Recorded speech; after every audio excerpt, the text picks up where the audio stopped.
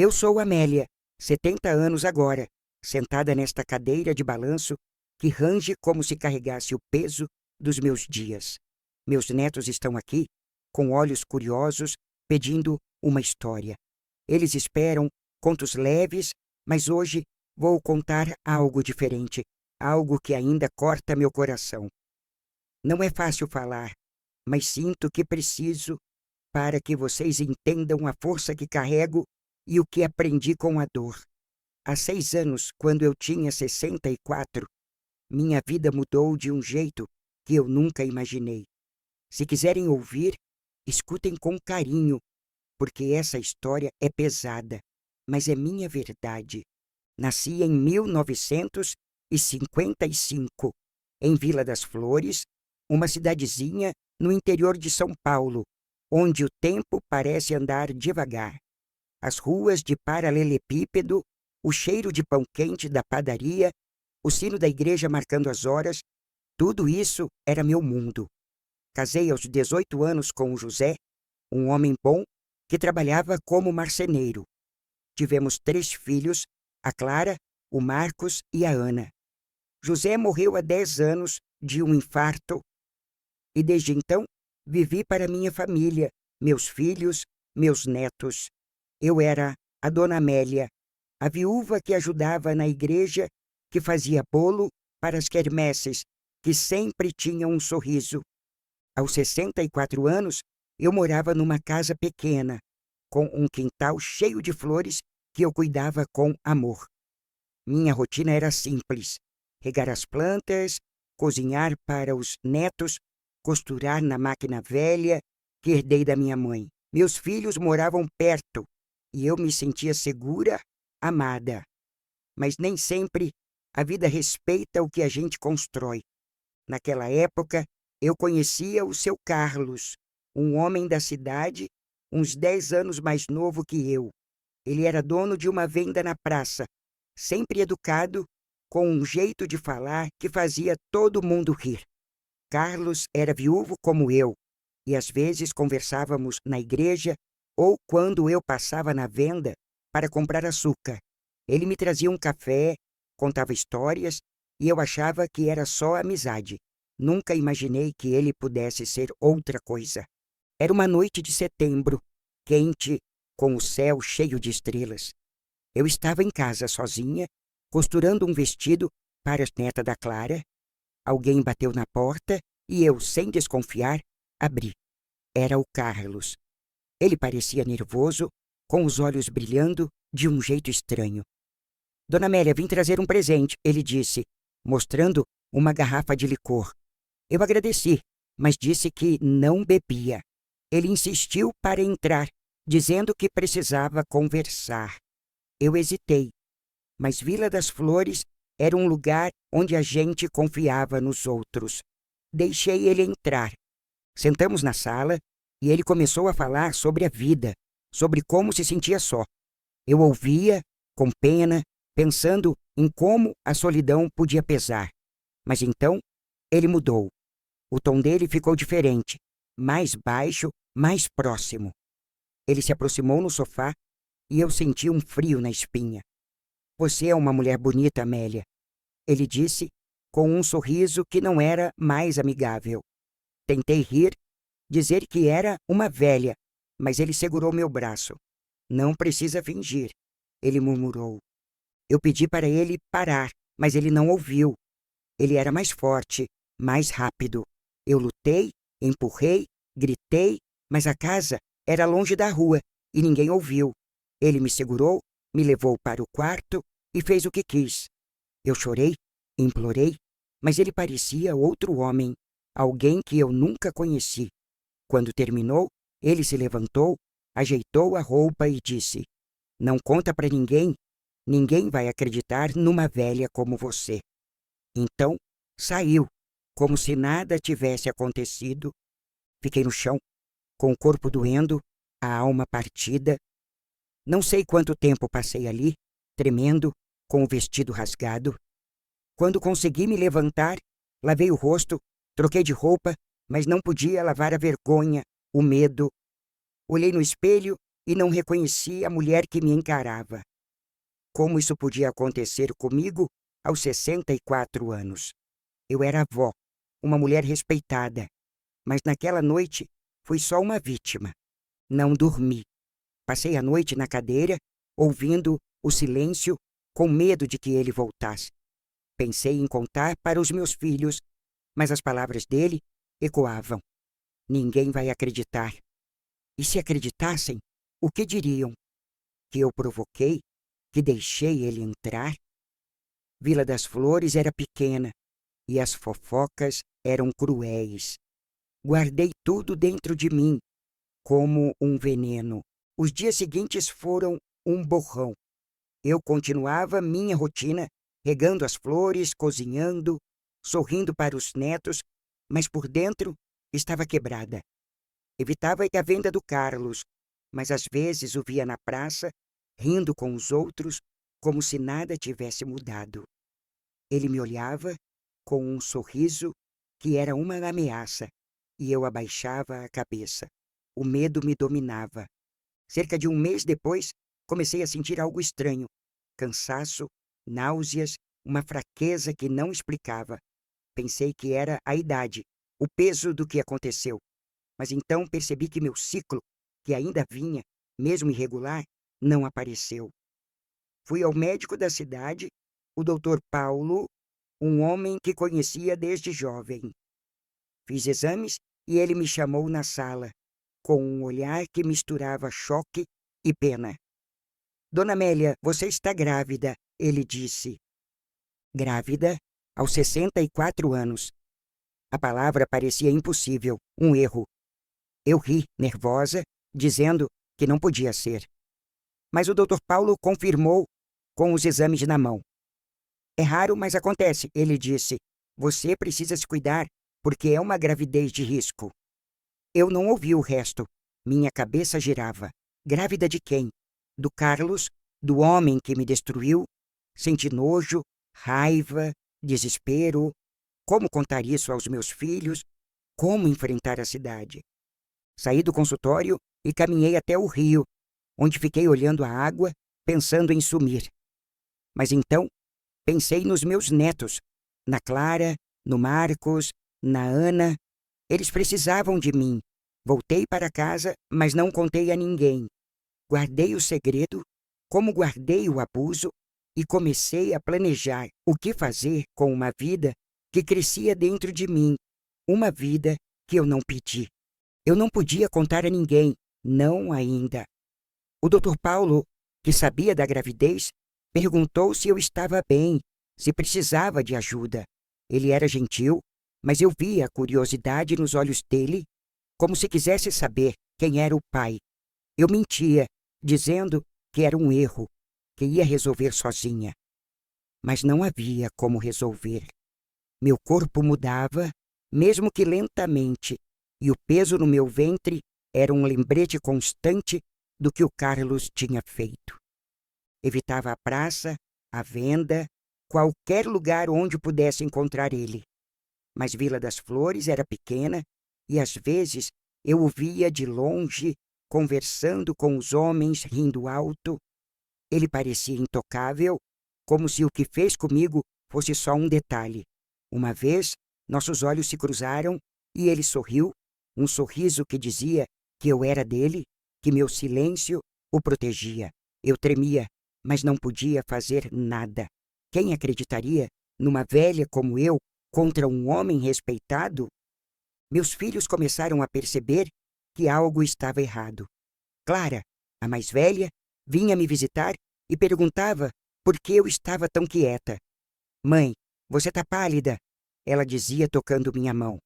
Eu sorria, dizia que era cansaço, que a idade pesava. Marcos, meu filho do meio, trazia os netos para me alegrar, mas eu mal conseguia brincar com eles. Ana, a caçula, era a mais direta. Mãe, você está escondendo algo. Fala comigo. Ela insistiu uma vez. Eu quase contei, mas a vergonha me travou. Como dizer que fui abusada, que estava grávida, aos 64 anos? O Dr. Paulo marcou consultas regulares, porque a gravidez era arriscada. Eu precisava de exames, remédios, cuidados. Cada visita ao posto de saúde era um risco. A enfermeira, Dona Lúcia, era fofoqueira e eu tinha medo de que ela percebesse. Cobria o corpo com roupas largas, mentia sobre os sintomas, mas sabia que não podia esconder para sempre. Meu ventre crescia, mesmo que pouco, e eu sentia a criança se mexer, um movimento que me enchia de amor e ódio ao mesmo tempo. Pensei em interromper a gravidez. Fui à igreja, sentei no banco de trás e pedi a Deus uma resposta. Mas a culpa me consumia. Como tirar uma vida, mesmo que viesse de um monstro? E se eu morresse no procedimento, o que seria dos meus filhos, dos meus netos? Decidi seguir em frente, mas não sabia como. Adoção era uma opção, mas como explicar uma criança sem pai? Cada pensamento era um peso e eu carregava tudo sozinha. Uma noite, Clara me encontrou chorando na cozinha. Mãe, chega. Você vai me contar o que está acontecendo. Ela disse com firmeza. Eu tremia, mas as palavras saíram aos pedaços. Contei do Carlos, do abuso, da gravidez. Clara ficou em choque, com lágrimas nos olhos, mas me abraçou forte. Isso não é sua culpa, mãe. Ela disse. A gente vai passar por isso juntas. Pela primeira vez, senti que não estava tão sozinha. Clara chamou Marcos e Ana e contei tudo de novo. Marcos ficou vermelho de raiva, querendo ir atrás do Carlos.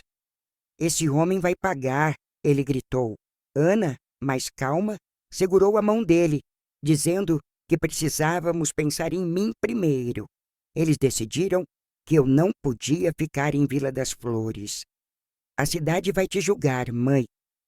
Ana disse. Vamos te levar para São Paulo, para nossa casa. Eu não queria ser um peso, mas aceitei. Deixei minha casa, minhas flores e fui com eles. Em São Paulo, moramos na casa da Clara, num bairro simples, mas barulhento. Meus filhos me levaram a um médico especializado que confirmou que a gravidez era viável, mas exigia cuidados extremos. Eu tomava remédios, fazia exames, descansava. Clara e Ana se revezavam para me acompanhar, enquanto Marcos trabalhava para ajudar com as despesas. Meus netos, ainda pequenos, não entendiam, mas me enchiam de carinho, o que me dava força. O trauma do abuso não me deixava. Eu sonhava com o Carlos, com a noite na minha casa e acordava gritando. Clara sugeriu um psicólogo, mas eu resisti. Como contar minha vergonha para um estranho? Mas aos poucos comecei a falar com ela, com Ana, sobre o que sentia. Eles me ouviam, sem julgar, e isso aliviava um pouco a dor. Decidi que não queria criar a criança. Não por falta de amor, mas porque cada movimento dela me lembrava o Carlos. Clara encontrou uma agência de adoção e começamos o processo. Era doloroso, mas parecia o melhor. Eu queria que a criança tivesse uma vida sem o peso da minha história. Escolhemos uma família em outra cidade, um casal jovem que sonhava em ser pais. Eles me mandaram cartas prometendo amar a criança e eu guardei cada uma como um consolo. A gravidez avançava e meu corpo sentia o esforço. O médico alertava sobre os riscos, mas eu seguia por mim, pelos meus filhos. Em São Paulo, eu estava protegida das fofocas de Vila das Flores, mas o medo do Carlos ainda me perseguia. Marcos dizia que ele continuava na venda, como se nada tivesse acontecido. Eu rezava para nunca mais vê-lo, mas sabia que um dia teria que enfrentar o que aconteceu. As consultas eram frequentes. O Dr. Mário, especialista em gestações de risco, era cuidadoso, mas direto. Dona Amélia, sua idade torna tudo mais delicado. Ele dizia, você precisa repousar, tomar os remédios, evitar estresse. Evitar estresse? Como? Se cada noite trazia pesadelos com o rosto do Carlos, com a voz dele dizendo que ninguém acreditaria em mim. Eu tomava os remédios, fazia os exames, mas o estresse estava dentro de mim, como uma ferida que não fechava. Clara e Ana me acompanhavam em tudo. Clara, com sua paciência, segurava minha mão durante os ultrassons, quando eu ouvia o coração da criança bater. Ana, mais prática, organizava os papéis da adoção, falando com a agência para garantir que tudo fosse certo. Marcos, ainda com raiva, queria justiça. A gente tem que denunciar esse homem, mãe, ele dizia. Eu pedia para ele esperar. Não estava pronta para enfrentar o Carlos, a cidade, o julgamento dos outros. Os netos, tão pequenos, me davam alegria. A filha da Clara, Sofia, de 6 anos, deitava a cabeça no meu colo, perguntando por que eu estava tão cansada. Eu contava histórias, inventava contos sobre flores que falavam, mas evitava olhar nos olhos dela. Tinha medo de que ela visse minha dor. O filho do Marcos, Lucas, me trazia desenhos e eu guardava cada um, como se fossem pedaços de esperança. A adoção avançava. A família escolhida, os Mendes, mandava cartas contando como preparavam o quarto para a criança. Vamos chamá-la de Laura, se você permitir. Eles escreveram. Eu chorei, mas assenti. Laura era um nome bonito, leve, diferente do peso que eu carregava. Clara lia as cartas para mim e eu imaginava a menina crescendo com pais que a amariam, sem saber da minha história. Mas o trauma não me deixava. Eu via o Carlos em cada sombra, em cada homem que passava na rua. Uma noite, sonhei que ele batia na porta da Clara, rindo, com a garrafa de licor na mão. Acordei gritando e Clara correu para me abraçar. Ele não está aqui, mãe, ela disse. Mas ele estava na minha cabeça, no meu corpo, na criança que crescia em mim. Clara insistiu no psicólogo e dessa vez aceitei. A doutora Lívia, uma mulher de voz calma, me ouviu sem pressa. Contei tudo, aos pedaços, chorando. Você não é o que aconteceu com você, Amélia, ela disse. Você é quem sobreviveu.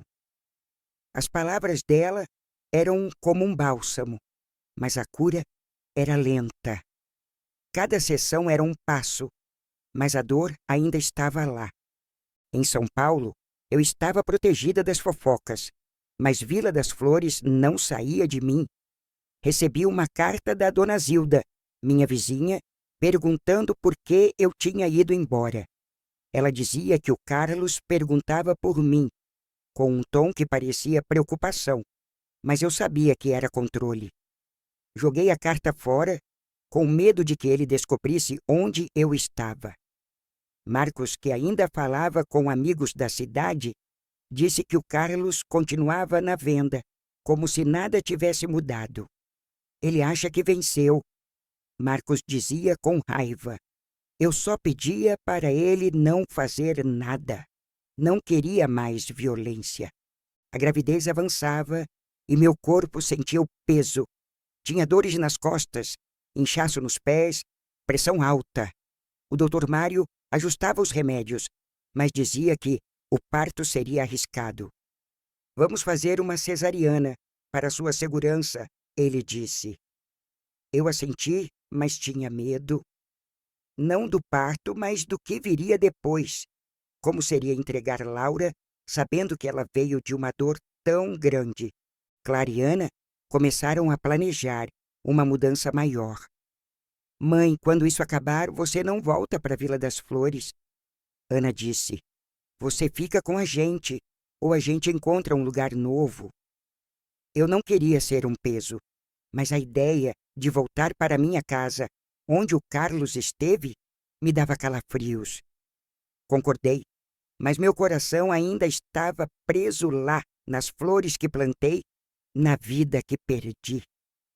Uma noite, Marcos chegou com notícias. Ele tinha falado com um advogado amigo, que disse que podíamos denunciar o Carlos, mesmo sem provas físicas. Você tem a gravidez, mãe? Isso é prova, ele disse. Eu hesitei. Denunciar significava contar tudo, enfrentar a cidade, o julgamento, mas também significava que ele não faria isso com outra mulher. Pedi tempo para pensar, mas a ideia começou a crescer em mim como a criança no meu ventre.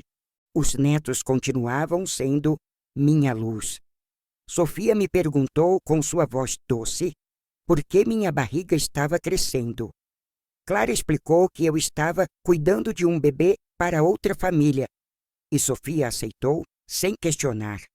Lucas, mais curioso, desenhou uma flor para o bebê, e eu chorei, guardando o desenho com as cartas dos Mendes. Eles não sabiam da verdade, e eu queria que continuasse assim. A doutora Lívia me ajudava a encontrar palavras para o que sentia. Você está dando um futuro a essa criança, Amélia, ela dizia. Isso é amor. Eu queria acreditar, mas ainda sentia raiva, culpa, vergonha. Como amar algo que veio de tanto ódio? Mas quando sentia Laura se mexer, pensava nela, não no Carlos. Ela não tinha culpa. Aos 65 anos, eu, Amélia, estava no 8º mês de uma gravidez que nunca imaginei. Meu corpo lutava, com dores, cansaço, pressão alta, mas meu coração lutava mais. Morando na casa da Clara, em São Paulo, eu tinha o amor dos meus filhos e netos, mas o trauma do abuso ainda me perseguia. Cada chute da criança, que chamariam de Laura, era um misto de amor e dor, um lembrete do Carlos e da noite que mudou minha vida. O Dr. Mário, meu médico, era cada vez mais cauteloso. Dona Amélia, o parto está marcado para daqui a 1 mês, ele dizia. Você precisa repousar ao máximo. Eu tentava, mas o repouso não acalmava minha mente. Sonhava com Carlos quase toda noite, com ele na minha casa, rindo, dizendo que ninguém acreditaria em mim. Acordava suando e Clara, que dormia no quarto ao lado, vinha me abraçar. Você está segura, mãe? Ela dizia. Mas a segurança parecia tão frágil. A adoção estava quase finalizada. Os Mendes, a família que receberia Laura, vieram nos visitar. Eles eram jovens, com olhos cheios de esperança. A esposa, Fernanda, segurou minha mão, agradecendo por dar a eles um milagre. O marido, Ricardo, prometeu que Laura teria uma vida cheia de amor. Eu sorri, mas por dentro sentia um vazio. Entregar Laura seria libertar ela da minha dor, mas também perder uma parte de mim. Guardei a foto que eles trouxeram do quartinho pronto para ela, com paredes cor-de-rosa e um berço branco. Marcos continuava insistindo na denúncia. Ele e o advogado, Dr. Fábio, disseram que o caso era forte, mesmo sem provas físicas. A gravidez é a prova, mãe, Marcos dizia. E seu depoimento importa. Ana concordava, mas Clara tinha medo. E se a cidade virar contra ela? Ela perguntava. Eu ouvia, dividida. Queria justiça, mas também paz. A doutora Lívia, minha psicóloga, me ajudava a pesar a decisão. O que você quer, Amélia? Justiça ou silêncio? Ela perguntava. Eu não sabia. Justiça podia me libertar, mas também me expor. Os netos eram minha alegria. Sofia, com seus 7 anos, fazia perguntas inocentes. O bebê vai morar com a gente? Ela perguntou uma vez. Expliquei que Laura teria outra família e ela aceitou, mas pediu para fazer um desenho para ela. Lucas, mais velho, começou a perceber que algo estava errado. Por que você está sempre triste, vovó? Ele perguntou. Eu abracei ele, dizendo que era só cansaço, mas prometi a mim mesma que um dia contaria a verdade quando fossem grandes. A terapia com a doutora Lívia era um refúgio. Eu contava sobre a vergonha, a raiva, o amor confuso que sentia por Laura. Você está transformando a dor em algo maior, Amélia, ela dizia. Dar Laura para uma família que a ama é um ato de coragem. Eu começava a acreditar, mas ainda lutava com a culpa. Por que deixei o Carlos entrar? Por que não gritei mais alto? Lívia me ensinava que a culpa era dele, não minha, mas era difícil aceitar. Uma noite, recebi uma ligação de Dona Zilda, de Vila das Flores.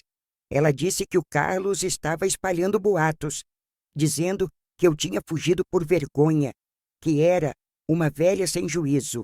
A raiva me consumiu. Ele não só me machucou, mas agora sujava meu nome. Contei para Marcos, que ficou furioso. É agora, mãe, a gente denuncia, ele disse.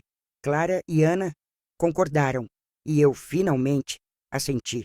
Não podia deixar ele vencer. O Dr. Fábio marcou uma reunião. Ele explicou que o processo seria difícil, mas possível. Você vai precisar contar tudo, Dona Amélia, ele disse, e pode haver julgamento público. Eu tremia, mas pensei nas outras mulheres que o Carlos podia machucar. Vou fazer isso, eu disse. Meus filhos me abraçaram, prometendo estar comigo. Começamos a reunir documentos, como os exames da gravidez, e o Dr. Paulo, de Vila das Flores, concordou em testemunhar sobre meu estado quando descobri. O parto se aproximava e meu corpo estava no limite. Tinha dores constantes e o Dr. Mário aumentou os remédios. Uma noite, senti uma dor forte e Clara me levou ao hospital. Era cedo demais, mas Laura estava vindo. A cesariana foi marcada às pressas e eu entrei na sala de cirurgia com medo, mas também com uma estranha paz. Queria que Laura nascesse bem, que tivesse a chance que eu escolhi para ela. Laura nasceu numa manhã de chuva, pequena, mas forte. Eu a vi por um momento, antes que a levassem. Seus olhos, tão pequenos, pareciam carregar uma luz que não era do Carlos, mas minha. Chorei, não de tristeza, mas de amor. Os Mendes estavam lá, esperando, e eu assinei os papéis da adoção no mesmo dia. Fernanda me abraçou, prometendo que Laura saberia que veio de uma mulher forte. Eu guardei essas palavras no coração. A recuperação foi lenta. Meu corpo, já velho, sofreu com o parto e eu fiquei semanas na cama. Clara cuidava de mim, enquanto Ana organizava a casa. Marcos, agora focado na denúncia, falava com o advogado quase todo dia. Eu me sentia fraca, mas também diferente. Entregar Laura foi doloroso, mas certo. Ela estava segura, longe da minha dor. O processo contra o Carlos começou. Voltei à Vila das Flores para prestar depoimento. Com meus filhos ao meu lado, a cidade estava dividida. Alguns acreditavam em mim, outros diziam que eu inventei, que uma mulher da minha idade não podia ser vítima. O Carlos, no tribunal, negou tudo com aquele sorriso frio, mas o Dr. Paulo testemunhou e os exames da gravidez falaram por mim. Foi exaustivo, mas necessário. Depois do parto, eu, Amélia, aos 65 anos, sentia meu corpo fraco, mas meu espírito começava a se erguer. A entrega de Laura para os Mendes foi um corte no coração, mas também uma libertação. Saber que ela cresceria com amor, longe da sombra do Carlos, me dava paz. Em São Paulo, na casa da Clara, eu me recuperava, cercada pelos meus filhos e netos, enquanto o processo contra o Carlos avançava, trazendo novas batalhas. A volta à Vila das Flores para o depoimento foi como entrar num pesadelo.